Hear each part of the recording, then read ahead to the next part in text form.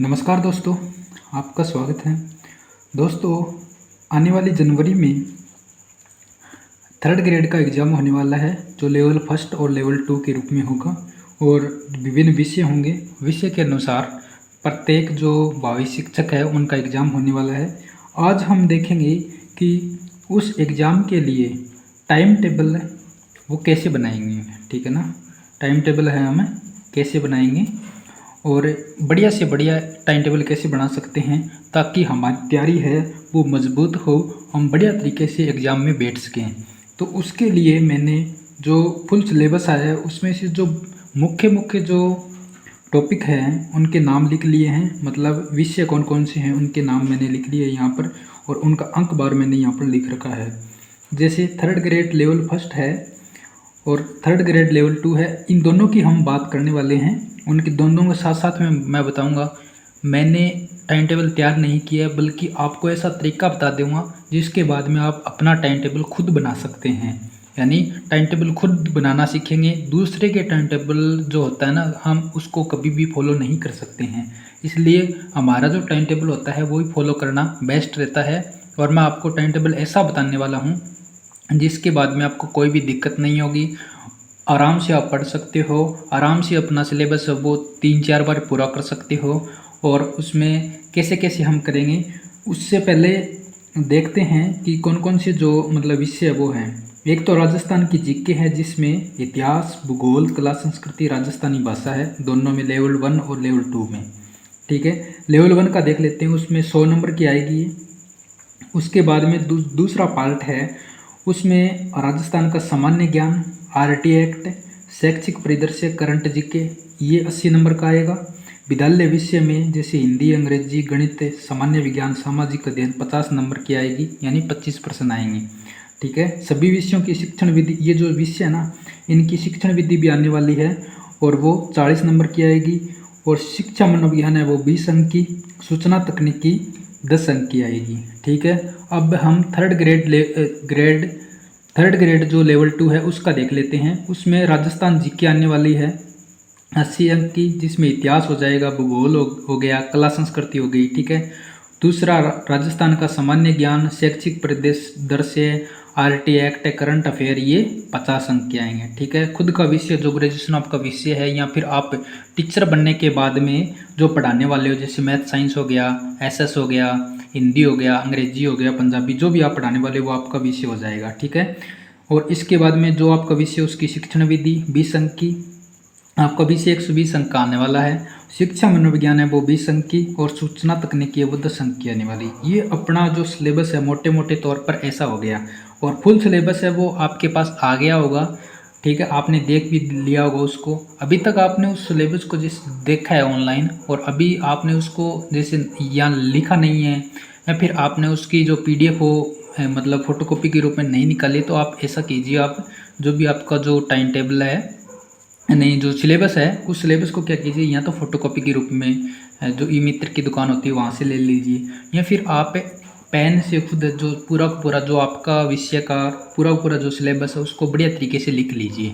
ठीक है, वो जब तक आप नहीं लिखोगे आप टाइम टेबल है वो नहीं तैयार कर सकते मेरे हिसाब से। ठीक है, मैं आपको टाइम टेबल तैयार नहीं करके दूंगा बल्कि आपको बताऊंगा टाइम टेबल कैसे तैयार करना है।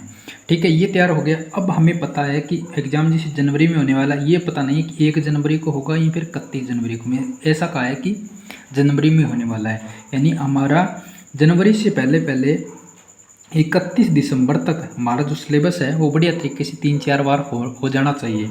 उसके लिए हमें क्या योजना बनानी पड़ेगी? सबसे पहले तो हम देखते हैं कि अगस्त चल रहा है वर्तमान में। ठीक है, और अगस्त के बाद में हमारे पास में सितंबर, अक्टूबर, नवंबर, दिसंबर है। ठीक है, 5 महीने हैं टोटल। ठीक है, 4.5 महीने कह सकते हैं हम। 4.5 महीने में हमें ये जो सिलेबस है, जो बहुत बड़ा सिलेबस है जिसको कह सकते हैं हम, छोटा तो नहीं कहेंगे। और एक बड़ा जो सिलेबस होता है उसका ये फ़ायदा होता है कि उसमें जो प्रश्न होते हैं ना वो अंदर से नहीं आते इतने। सिलेबस में जो टॉपिक दिए उन टॉपिक से ही ऊपर के प्रश्न आएंगे, ज़्यादा डीप में नहीं जाएंगे। और एक जो छोटा सिलेबस दे देते हैं ना उसमें डीप में बहुत ज़्यादा चले जाते हैं प्रश्न बनाने वाले। तो ये हमें फ़ायदा होने वाला है कि जितना बड़ा सिलेबस होता है उसके मतलब प्रश्न होते हैं वो ज़्यादा कठिन नहीं आएंगे, कठिन आएंगे तो वो थोड़े मतलब थोड़े कठिन आएंगे, उतने ज़्यादा हम सोचते हैं उतने कठिन नहीं आएंगे। तो चलो हम देखते हैं। सबसे पहले आपको क्या करना है दोस्तों कि जो नया सिलेबस जुड़ा है ना, जैसे आपने एक रीट में तैयारी की थी, ठीक है, रीट की तो तैयारी करके आए हैं हम, ठीक है, चाहे लेवल 1 हो चाहे लेवल 2 हो, रीट की तैयारी करके आए हैं और आपने लंबे समय तक तैयारी की है, लगभग 3 सालों से लगे हुए थे, ठीक है, वो तैयारी आपने की थी। उसके अलावा जो सिलेबस में जो नया जुड़ा है ना, सबसे पहले एक पेज लिख करके उस पेज पर जो नया जुड़ा है उनकी जो टॉपिक हैं, उन सभी के सभी जो टॉपिक, उनकी टॉपिक की लिस्ट बना लें जो नया है उनकी, ठीक है। पहला काम आपने ये कर लिया। दूसरा, ये करने के बाद दूसरा क्या करोगे आप कि जो अब आपको नया तो आपने अलग से लिख लिया, ठीक है। अब आपके पास में जो बचा हो, जो आपने पहले पढ़ा था रीट में, और रीट में जो आपने पढ़ा था उसमें अब क्या करेंगे, जो कठिन, जो आपको रीट के अंदर तकलीफ दे रहा था ना, जो कठिन टॉपिक थे उन टॉपिक को छाटेंगे और दूसरे नंबर पर एक अलग पेज पर उनको भी लिख लेंगे। यानी आपने जो नए थे वो लिख लिया, कठिन टॉपिक जो आपको तकलीफ दे रहे थे उनको लिख लिया। अब आपके पास में जो बचा हुआ है ना, उस बचे को एक बार छोड़ दें, ये हमारे कोई काम का नहीं, क्योंकि हमें या तो आता है या हमें सरल लगता है और इसको हम आसानी से पूरा कर सकते हैं, इसकी एक बार बात हम नहीं करेंगे। जो नया जुड़ा है ना उसको लेंगे पहले, ठीक है, जो नया जुड़ा है उसको लेकर के उस पर काम करना चाहेंगे। जैसे लगभग जीके जुड़ा है तो जीके में तकलीफ हो रही होगी, या फिर जो आपका विषय है उसमें बाद में तकलीफ होने वाली है, तो इसका जीके का क्या करेंगे हम कि जीके का करने के लिए एक तो आपके पास में है कि कोई न कोई ऑनलाइन कोई कोचिंग है उसको ज्वाइन कर लें, कोई अगर आपको ज़्यादा तकलीफ़ दे रहा है तो ऑफलाइन कोचिंग है वो ज्वाइन कर लें, ठीक है। परंतु ऑफलाइन कोचिंग में ये फ़ायदा, आपको ये नुकसान होगा कि वो कोचिंग वाले क्या होते हैं, अपने हिसाब से जो टॉपिक होते हैं उनको क्लियर करवाते हैं, पर हमें तो अपना जो नया सिलेबस जुड़ा है वो करना है। तो इसलिए मेरे हिसाब से या तो कोई बुक है वो बुक बढ़िया रहेगी, कोई भी बुक बढ़िया रहेगी, या फिर आपका जो मतलब कोई भी ऑनलाइन कोर्स, कोई भी कंपनी का, कंपनी होती हैं कोचिंगें, उनका कोई भी कंपनी का कोर्स ले लिया आपने और उसमें से जल्दी आपको क्या करना है, पूरा कर लेना है। जैसे आपको एक टारगेट बना लेना है। जैसे टारगेट क्या होना है, या तो आप 2 महीने पूरा कर लो, ठीक है, या फिर आप 1.5 महीने का टारगेट मान लो कि 1.5 महीने में जो एक तो नया जुड़ा है वो और एक जो आपको तकलीफ़ दे रहे हो उन सभी को हमें क्लियर करना है। और वो क्लियर तभी होंगे जब या तो आप ऑनलाइन ले लेंगे, या फिर एक चीज़ और है, आजकल यूट्यूब पर इतने सारे चैनल हो गए हैं, कोई ना कोई यूट्यूब चैनल वाला जो नए टॉपिक जुड़े उनके बारे में वीडियो बना रहा है, बढ़िया और तरीके से वीडियो बना रहा है, वहाँ से भी आप इनको क्लियर कर सकते हैं, ठीक है। यहाँ तो आप यूट्यूब से क्लियर कर लो, या फिर कोई एक बुक ले आओ, और वो भी नहीं लेकर आना चाहते हो तो 6 से 12 तक की राजस्थान जीके की, जो राजस्थान अध्ययन नाम की जो किताबें आती हैं ना उनको पढ़ लो, ठीक है। उनको पढ़ लिया, उनके साथ में उनसे संबंधित जो मतलब प्रश्नों के ऑब्जेक्टिव बुक आती है उनको कर लिया, और प्लस में जो हमारा जो बोर्ड है, जो एग्ज़ाम लेने वाला है, उस बोर्ड के जो पुराने पेपर है ना इन टॉपिकों से संबंधित उनको पेपर जो होते हैं उनको प्रश्नों को बढ़िया तरीके से कर लो। मतलब आपका नया जो सिलेबस जुड़ा था वो हो गया, ठीक है, उसमें कोई तकलीफ अब नहीं रही है। अब आपको दूसरे नंबर पर क्या करना है, जो आपके ऐसे टॉपिक जो आपको तकलीफ़ दे रहे थे उन टॉपिकों को आपको करना है, ठीक है। ये आपको ये सोचना है कि आप या तो आगे एक बड़ा त्यौहार, जैसे एक तो आने वाला है करवा चौथ, ठीक है, या दिवाली आने वाली है, तो फिक्स कर लो भी हमें मतलब दिवाली तक पूरा करना है, 2 महीने में, 1.5 महीने, वो अभी फिक्स कर लो, ठीक है। और उसके लिए उसको पूरा करने के लिए जी जान लगा देनी है। एक बार हमने तय कर लिया ना कि इसको दिवाली तक पूरा करना है, ये जो हमने टॉपिक अलग किए हैं उन टॉपिकों को पूरा करने के लिए जी जान लगा देनी है, और इनको ऐसा करना है कि कम से कम एक बार या फिर इनको 2 बार उनको पढ़ लें, ठीक है। जो अलग से पीछे रह गए थे ना, जो आपके पढ़े हुए हैं, जो आपको सरल लगते हैं, उनको एक बार रहने देना, इन पर ही ध्यान देना है, जो नया है उन पर। और जो आपको तकलीफ नया करने के बाद में जो तकलीफ़ दे रहे थे उनको करना है आपको, ठीक है। उनको करने के लिए आप यूट्यूब पर बहुत सारे वीडियो पढ़े हैं, या फिर आपका जो रीट का बेंच था ना, जैसे उत्कर्ष का आपने लिया है, या फिर किसी और कोचिंग का, उत्कर्ष का लिया तो उसमें तो वैलिडिटी बढ़ जाती है। और का मुझे पता नहीं, मेरे पास उत्कर्ष का था तो अभी तक पड़ा है 6-7 महीने की उसकी वैलिडिटी पड़ी हुई है। तो आपके पास, सभी के पास होगा। आपने ऑफलाइन ऑनलाइन कहीं से भी कोचिंग ली है तो उनके नोट्स पढ़ सकते हो, मतलब उसमें से वीडियो देखना चाहते हो वीडियो देख लो, नोट्स पढ़ लो। कैसे भी कोई मतलब ज़्यादा तकलीफ कर रहा है तो उसमें कोई और नया टीचर पकड़ लो, यूट्यूब पर बहुत सारे हैं, सारे के सारे वीडियो पढ़े उनमें से कर लो। यानी कहीं से भी आपको क्या करना है, इनको पूरा करना है, ठीक है। ज़रूरी नहीं कि आप किसी के फैन बन करके उसकी बुक ले आते हो, ठीक है। ये बहुत बड़ा मुद्दा है। जैसे मतलब आप क्या करते हो कि कोई नया, जैसे मैं ही है, मैं अब मैंने 2-3 महीने वीडियो बनाई और मेरे सब्सक्राइबर अच्छे हो गए तो मैं क्या करूँगा कि चलो एक बुक निकाल देता हूँ, और बुक में सारा मैटर है, सारा कचरा है वो मैंने डाल दिया, क्योंकि मुझे पता ही नहीं है, ठीक है। नए नए लेखक होते हैं उनको उतना ध्यान नहीं होता है एग्ज़ाम के बारे में, और वो सारा का सारा मेडल जो मैटर है वो डाल देते हैं, और फिर बाद में आप उसके पीछे पड़े रहते हो, और लास्ट में होता क्या है, उसको गालियाँ देनी पड़ती है। तो ऐसा काम हम करें क्यों, पहले ही हम जो बढ़िया बुक है, राजस्थान अध्ययन की बुक हैं, जो पुराने पेपर हैं उनको कर लें। क्यों हम किसी के मतलब पहले ऐसा काम करें, उसके फैन बने, फिर बाद में उसको पेपर अच्छा नहीं हो तो उसको गालियाँ दें, ऐसा काम करें क्यों। उससे बढ़िया है कि हम ये जो बुक है, या फिर आपको कोई पुराना राइटर है, ठीक है ना, कोई भी एक पुराना राइटर उसको सेलेक्ट कर लिया। लक्ष्य की बुक बढ़िया आती है, लक्ष्य की शिकवाड़ की बुक बढ़िया आती है, या फिर और कोई भी, जैसे मतलब है संकल्प कोचिंग वाले बुक देते हैं, बहुत बढ़िया बुक है उनकी। और उसमें क्या होता है कि आपको निशान लगाने पड़ेंगे, ठीक है ना, निशान लगा कर वो टॉपिक पढ़ लिया। उत्कर्ष वाले जो नोट्स लिखाते हैं वो डीप ज़्यादा करवाते हैं थोड़ा, परंतु वो टॉपिक को क्लियर करवा देते हैं। कहीं से भी कोई कोचिंग का नोट्स है वो को पढ़ लिया, इस तरह से आपने करके ये इनको पढ़ लिया, ठीक है ना। तो ये इतना करने के बाद में कैसे भी करके आपने ये मतलब, चाहे आपने कोई बुक पढ़ी है, या फिर आपने इन 2 महीनों में जो 2 महीना 1.5 महीना जो आपने लिया था, या फिर आपने कोई कोचिंग का जो कोर्स लिया है, कोर्स लो ना। एक चीज़ और है, कोर्स लो तो रिकॉर्डेड लाइव कोर्स मत लेना। लाइव कोर्स में क्या होता है कि वो अपने हिसाब से करवाएंगे, और अपने हिसाब से करवाएंगे तो आपका ये जो टाइम टेबल है वो फिक्स नहीं हो पाएगा। और आपको कोचिंग वाले आपकी कमजोरियां क्या हैं, आपको कौन सा टॉपिक तकलीफ दे रहे हैं, आपको कौन सा टॉपिक क्लियर, उनके बारे में नहीं जानते हैं।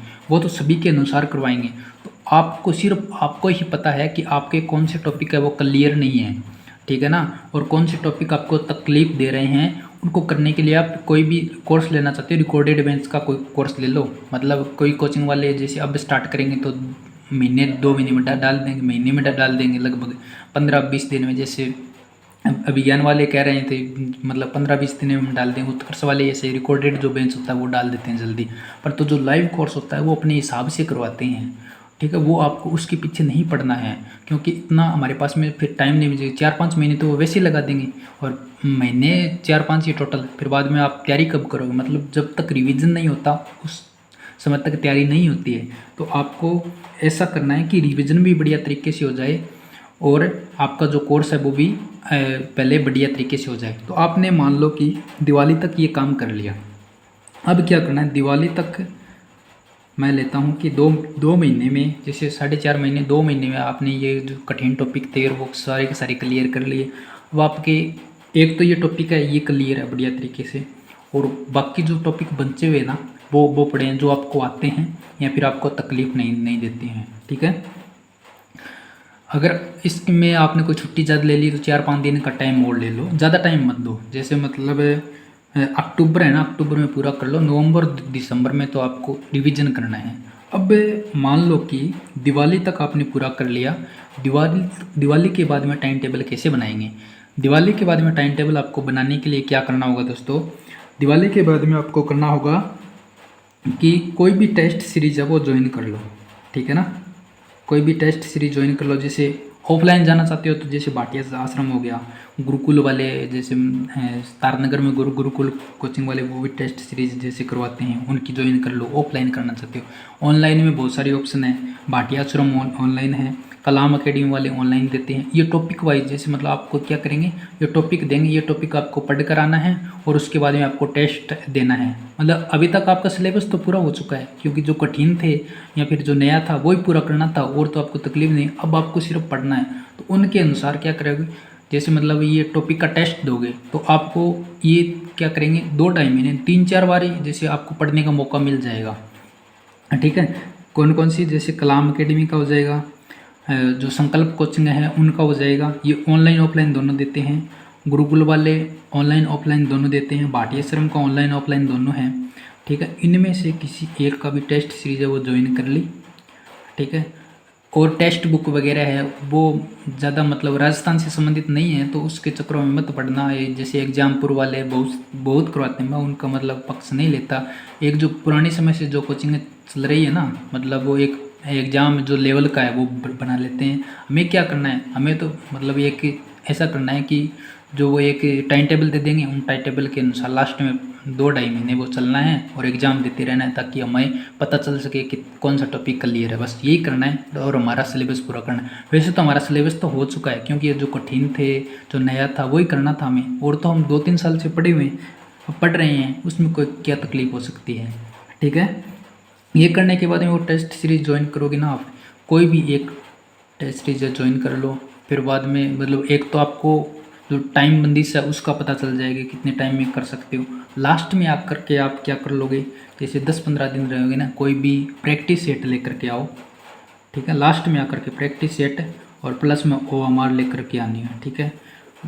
जैसे मतलब दिवाली के बाद में मैं आपको एक वीडियो और बता दूंगा, उसमें बता दूंगा कौन सी मतलब टेस्ट सीरीज है वो बढ़िया रहेगी, कौन सी नहीं रहेगी, ठीक है ना। कोई भी जैसे लेना चाहते हो वो आप अपने अनुसार ले सकते हो, पर किसी के फैन बन करके, मैं बार बार कह रहा हूँ, किसी के फैन बन करके न तो टेस्ट सीरीज लेनी है और न ही किसी की बुक लेनी है। इसमें कोई फ़ायदा नहीं, आपका नुकसान ही होना, 1 रुपये लग जाएंगे, टाइम का बर्बादी होगी, ठीक है ना। किसी का फैन नहीं बनना है, जहाँ पर कोई अच्छी चीज़ मिली उसको सीख लिया और उसको सलाम कर दिया बस, ठीक है। उस अच्छी सी उसके लिए कमेंट कर दी और जैसे ही जॉब लग जाओ उस दिन उसको मिठाई भेज देना। ये सबसे बड़ा होता है, फैन बनना कोई फ़ायदेमंद में, किसी का फैन मत बनो। अब मैं बना रहा हूँ वीडियो, कल को आप मेरे फैन बन, ऐसा नहीं करना है। हमें किसी का भी फैन नहीं बनना है, हमें सिर्फ पढ़ाई करनी है, पढ़ाई पर ध्यान देना है और टाइम टेबल जैसे ये बताया इस तरह से फॉलो करो, बढ़िया तरीके से आराम से आपका सिलेक्शन हो जाएगा। क्योंकि इतनी ज़्यादा पोस्टें आने वाले समय में नहीं आने वाली, और ये आने वाले समय में 2-3 साल के बाद में एग्जाम नहीं होने वाला। इसलिए लास्ट मौका है आपके पास में, अभी से जुट जाओ और किसी भी प्रकार का वर्डन नहीं लेना। अभी रोज़ाना आपको 10 घंटे पढ़ना नहीं, कोई ज़रूरी नहीं। आपको 5 घंटे में जैसा टारगेट लिया है आपने, 5 घंटे में क्लियर होता है। फिर बाद में मस्ती करो, बढ़िया तरीके से मूवी देखो, गाने सुनो, कोई दिक्कत नहीं है, किसी प्रकार की टेंशन नहीं लेनी। तो आपको ये वीडियो कैसा लगा, इसके बारे में अपने विचार हैं, जो आपके विचार होते हैं, जो आपके कमेंट होते हैं, वो आप करें, और ताकि हमें पता चले और क्या संशोधन करना चाहिए इसमें, ताकि नेक्स्ट वीडियो है उस पर क्या संशोधन करना चाहिए, नेक्स्ट वीडियो आपको किस पर चाहिए, उससे संबंधित कमेंट आप कर सकते हो। अच्छी बुरी सभी प्रकार के आपके कमेंट हैं, उनका जवाब दिया जाएगा। धन्यवाद।